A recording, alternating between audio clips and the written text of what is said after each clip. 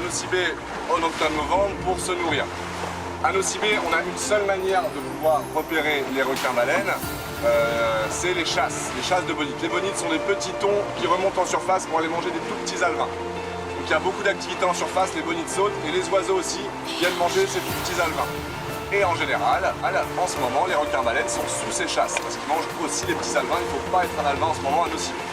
Comme je le dis à chaque fois sur nos bateaux, on garantit l'eau salée et une bonne ambiance. Les chances sont très très grandes de voir des requins-baleines.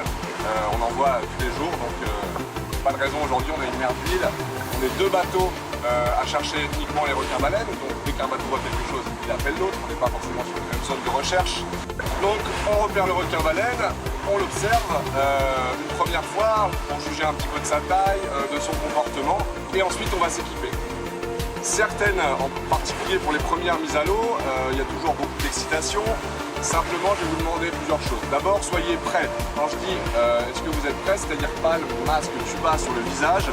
Quand je vous dis sautez dans l'eau, allez-y.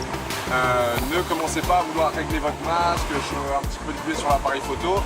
C'est possible que vous loupiez complètement le requin-baleine parce que certaines fois, il va très vite. Donc, on se met dans l'eau, il passe, on remonte sur le bateau, on le recherche, il passe.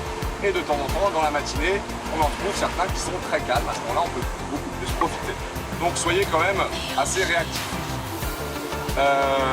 Donc je vous dis, est-ce que vous êtes prêts? Et je vous donne le top go. Au go, vous allez dans l'eau, dans les plateformes à l'arrière. Pas de bascule arrière sur les côtés, on y va par l'arrière, 2 par 2. Vous tournerez au fur et à mesure, essayez de faire ça bien, je ne vais pas moi gérer ça pour que les derniers essayent de les voir en premier, bref, vous organisez un petit peu là-dessus.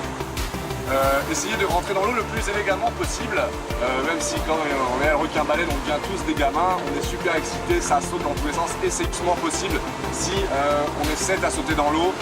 En faisant les grosses plages, le requin-baleine, forcément, il n'aime pas trop ça, et donc il a tendance un petit peu à sonder. Allez-y le plus doucement possible. Plusieurs règles, on ne touche, donc vous allez dans l'eau uniquement quand je vous donne le top, parce que ça peut être très dangereux avec les moteurs, forcément, que le moteur soit éteint.